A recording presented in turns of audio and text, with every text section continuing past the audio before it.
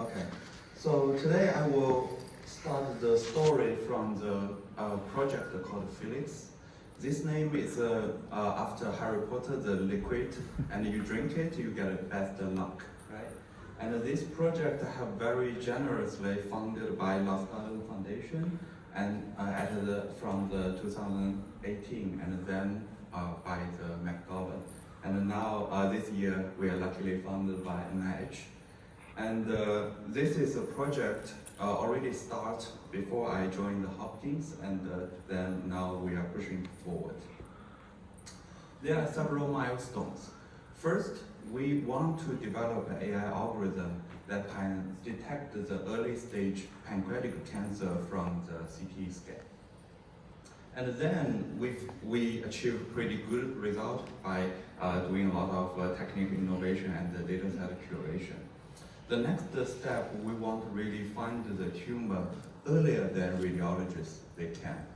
We call it a pre-diagnostic. I will talk more about it later. And later on from this year, we really want to expand our focus to detect the cancer in many other organs. A little bit of background about the pancreatic cancer. It's one of the most dangerous cancer in the world, and the early detection is extremely difficult. Especially the small tumor in the CT scan is usually only count for very little amount of voxels, and even skilled radiologists, expert radiologists at Hopkins, is easily to overlook. So the question is, can AI help? Why?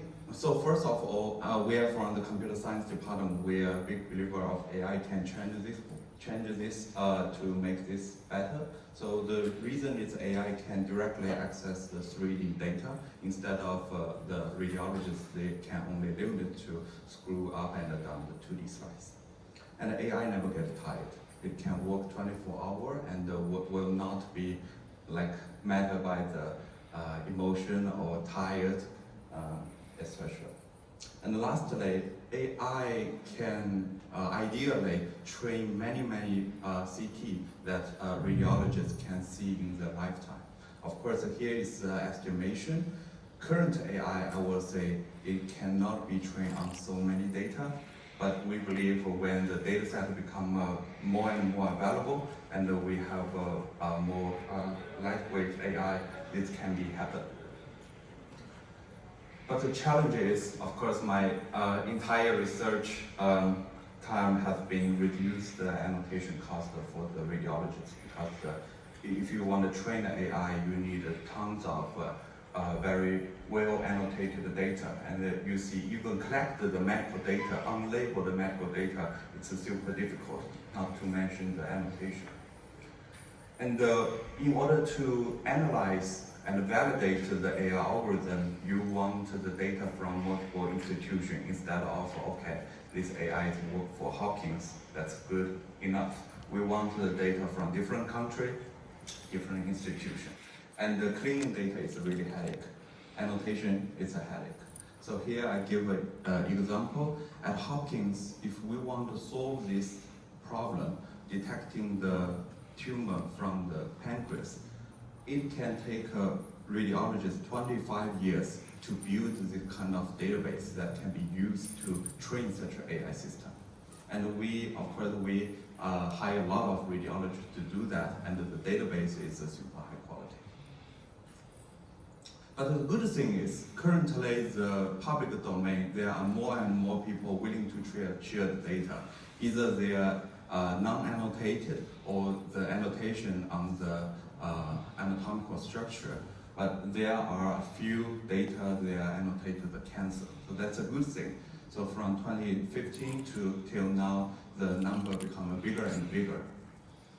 And here in this talk, I really want to have two arguments about the testing and the training of the AI algorithm. So first, testing is not enough. Currently, if you do the public domain AI research in medical, you can see most annotated data are used for training.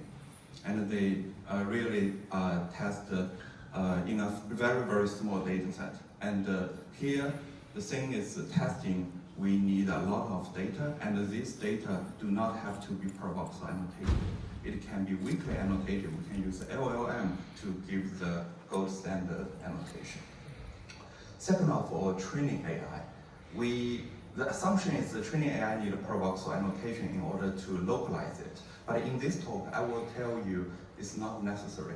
So perhaps we only need a very small seed of the per voxel annotated data, plus some fancy method like synthetic data or human-in-the-loop active learning. We can make the AI as strong as the AI we developed at Hopkins, which need a lot of per voxel annotation. So here the new paradigm I introduced in this talk do not apply to our Felix data set because previously we don't have this knowledge. We cannot prove this. In order to prove this is not necessary, you need to have it. So in this talk, I will tell you, so maybe this is no longer necessary. So my talk will have 3 parts. $3 million question, right? Which AI algorithm you want to pick up, and how to annotate this data for the cancer research. And lastly, can this AI trained on this data set really useful in the clinical practice? Essentially, can it detect the cancer earlier than radiologists? Okay, first question, let's ask yourself, if you do medical segmentation, which algorithm is the best so far? Because you read so many papers, every paper says they are the best in the world. But what's the real life? If you go to the open challenge, actually UNet might be always the top, or nowadays no UNet, they are the top. And even very few advanced AI algorithms are used in the real world practice. So in this chapter, I'm not going to tell you how to design the AI algorithm. I want to argue that the design evaluation, public available evaluation, is much, you should design this evaluation before designing the AI algorithm. So that's the work we have done last year. We released a public benchmark called Touchstone. Touchstone is really to tell which one works the best, right?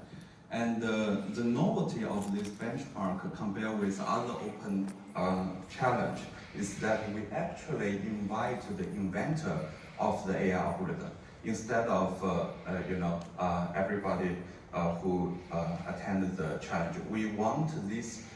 Why we want to do that? Because we assume these people are the most people who want their algorithm to be famous, to be successful, to be known by other people.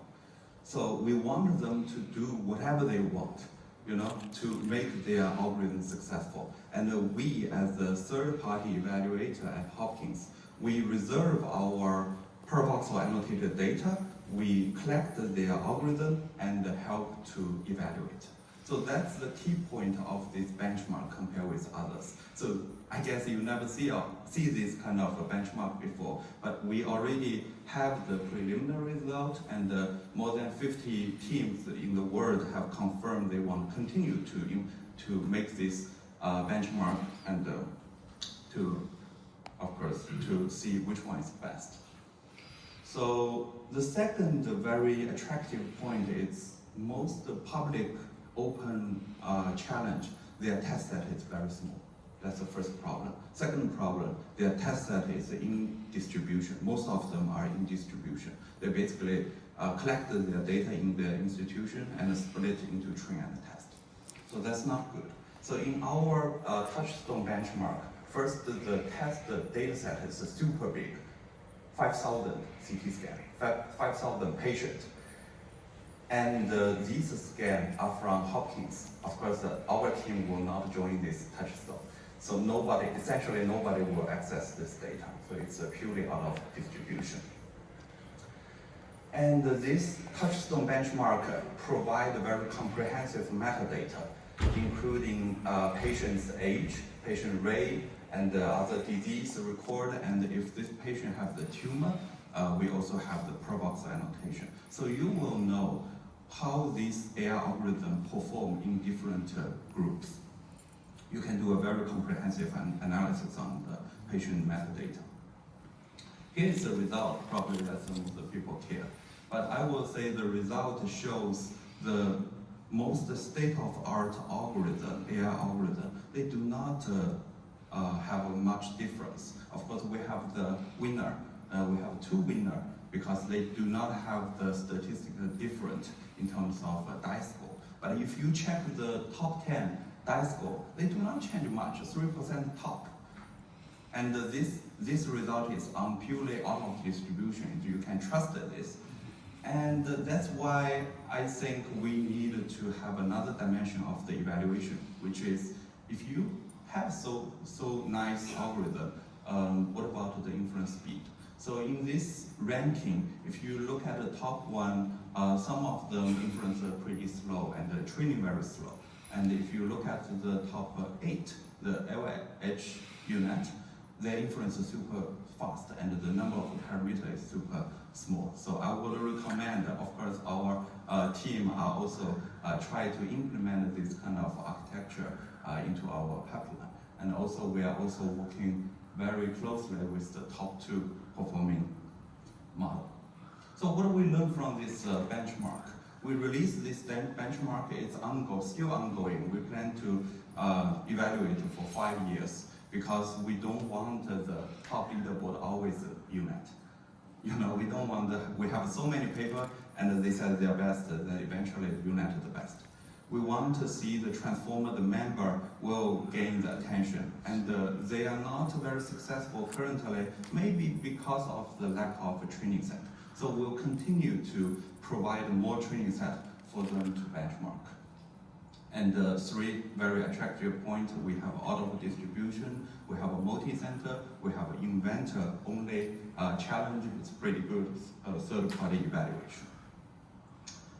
Yeah, if you are interested or your colleagues are interested, I really appreciate if you can pass this message to them. Second benchmark is about foundation model. So here the foundation model definition will be pre-train and fine-tuning. So there are a lot of ways to do the foundation model. Mostly in medical domain, people do self-supervised learning. But in computer vision, there are 2 options. One is self-supervised learning, another one is supervised learning on ImageNet or on Google, very big annotated data set. So myself also work on self-supervised learning before. The main reason is that we don't have annotation. I have to do that. Self-supervised learning have a lot of class. What I did is mask image modeling, and there are other type of self-supervised learning. And now what we can really investigate, what if we pre-train the model on the radiology annotated data set, supervised pre-training. This never happened before, but last year it worked because Hopkins released a huge database, 9,000 fully annotated CT scan. And we are able to actually train the pre-trained model, ask it to learn as a radiologist. Why I think self-supervised might have a limitation, because you try to reconstruct the image, it's nothing to do with the downstream task segmentation. So I see the gap. That's why the hypothesis is we train how the radiologist segment the data, how they understand the CT scan. The data might be more useful in the downstream task.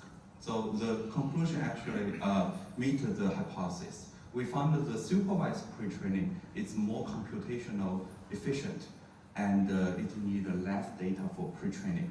Because again, the objective function fits the downstream task need, segmentation. So you see the self-supervised learning needs thousands of GPU power, it needs 5,000 CT scan. Of course, it's not labeled. But if you only annotate 20 CT scan, very carefully annotated, you only need 40 GPU hour, you can achieve similar performance, transfer learning performance. Even if you continue to annotate them, the performance gain is even larger. Secondly, the supervised learning can save the annotation cost for the downstream task. So, for example, here is a tumor-related downstream task, tumor segmentation. we found if you supervise pre-train on the normal anatomical structure, in the downstream task, you might not need to allocate thousands of CT scans. Half of them are enough. So, of course, this is just our opinion, and we already released all the state-of-the-art weights for the supervised learning and the self-supervised pre-training, all called the foundation model, for other people to test on. Perhaps other people have different opinion. That's totally possible. So a quick conclusion about this chapter. We are not producing new AI architecture at the moment. We try to set up a very fair and reduce the bias as much possible, and we try to introduce this open benchmark to the world. And based on this result from the Touchstone benchmark, we are able to identify what is really working. And later on, I will introduce the EPI that it's help the radiologist to detect the cancer. And we also contribute a new foundation model called Supreme for other people to adapt to many other downstream tasks. All right, so now we assume we have a good AI algorithm and we have this benchmark ongoing. You will see a lot of new algorithm come out. How to annotate the data for the cancer research? It's very, very difficult compared with just annotate the organ. So again, the Felix take 25 years, and you see there are so many types of cancers. If you do this for one by one for each cancer, it's not scalable. So, but we do want to contribute to the community the annotated data set for the cancer research. The question is simple. We don't have so much budget. We want to ask what's the minimum requirement to solve the one type of cancer. Why other people cannot do it? Because they don't know the peak, but we know. Sorry, what's that? Oh, that's yeah. This is just to show our peak result is pretty strong. It's comparable to radiologists, and it's generalizable to different center. But you know, it's a private. Nobody can access it. And we ask, are 5,000 fully annotated data really useful? We do a data downscaling experiment because people always like to scale up. But now we already have a really big data set. We downscale it and see what's the minimum requirement. And the magic number here is half. It's 1,500 fully annotated CT scan. We can achieve comparable result if we train on the entire database. It's still too much. If you want them to annotate so much data, you still need several years. Can we do better? A solution here is you can synthesize data set. It's this topic also mentioned in the morning. And we do a data synthesis, meaning we create some fake data based on the train on the real data, and we see if we can continue to push down this performance plateau even more. And we found if we train on the real tumor plus a lot of synthetic tumor, we actually only need the radiologist to annotate 500 CT scans. That is manageable. And that's exactly what we did when I introduced the next public available data set. We manually annotate 500 500 CT scans per cancer. So how to do the synthetic and why we want to do synthetic? You know, the early stage tumor is very difficult to collect, but in the clinical database, there are tons of later stage tumor. It's no longer helpful because it's too big. Everybody can see it. It's not surprising AI can see it. But if we have a way to trace back time machine, we have so many late stage tumor. If we can synthesize its early stage, how it look like, and we push back to the CT scan, then we can create a lot of early stage tumor for training AI. And this time machine also can do the forward You have a small tumor, you can also create the later version, how it would look like. And this work is inspired by the game of life. It tries to act like a god. You try to define the living life game, life rule, and you start with 1 pixel in the CT. You assume the cancer starts from this pixel, and then you try to model this interaction from the cancer pixel to the surrounding normal tissue. And then you map back to the original CT scan using the generative model. And in this way, you can travel forward to time. And if you reverse it, you can travel back to time. So our result shows if you can do this, you can extremely augment the data that you have. And this synthetic tumor is very helpful, particularly for detecting small tumor, because usually you don't have so many training data. And using this synthetic small tumor, it can improve by 6% compared with only train on the small amount of real data. And again, this synthetic data can cut the annotation from 1,500 to only 500 without losing the performance. So we apply this synthetic tumor into different type of organs. So here's a quick test. If you can see which one is real, which one is fake. And we did the same test to the radiologist, and at the beginning they are very good at it. We said, oh, it's absolutely wrong. And then we take their feedback, for example, the color and the shape will never look like this. We gradually improve the synthetic tumor approach to improve the life game. We become a better god. And now the synthetic tumor can be very, very realistic. And importantly, this synthetic data is useful for training AI. And this synthetic data can also make a very big impact if you want to annotate a larger scale data set at scale. So because you can create so many, you can make the AI algorithm very, very sensitive, meaning that you can pick up the tumor whenever it's possible. Of course, it will produce a lot of false positive. But here the observation is you create the cancer contour from scratch. It's take much more time than you reject a false positive. Reject a false positive in the annotation tool may only take less than 5 seconds.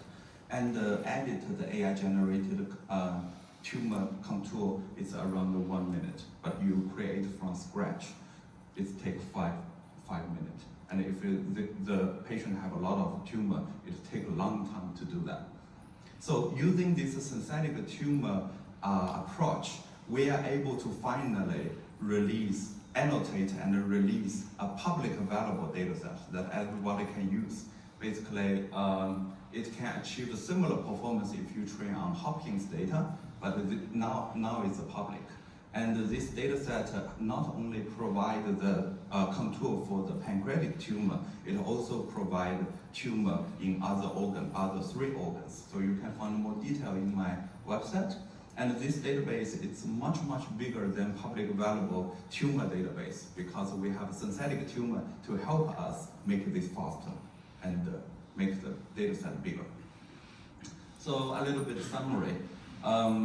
I'm more positive to the annotating data now. Instead of annotate everything from scratch, now we have so many good methods that can speed up this approach. And also the synthetic tumor itself can be a very good supplement to the strong per-voxel annotation to help you achieve a pretty good performance. But here I have a footnote.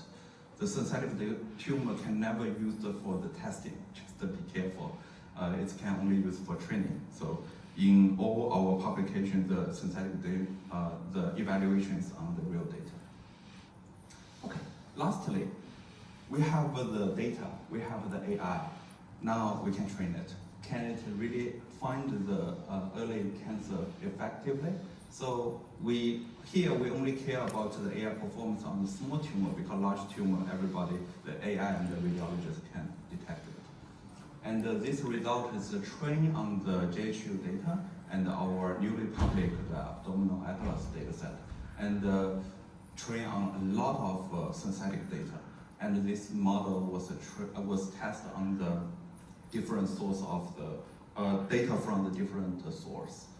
And this project is still ongoing. If you guys have some data to donate or not even need to donate, you want to test our model, you can reach out to me. We call it EPI, this model. It's a short for the early pancreatic cancer detection with artificial intelligence. And the design of this model actually just inspired by the two parts I just introduced. One is we want to have a touchstone to find the best AI algorithm, and we can plug in whatever, maybe next year is a different algorithm. And part two is fully annotated data. This is important, and I tell you, you can create it faster. And it was trained on the synthetic data. So current result, I will present in 3 dimensions. One is how good it can detect the small tumor less than 2 centimeters. Second, can it detect tumor even earlier than radiologist? Here have the concept of pre-diagnostic.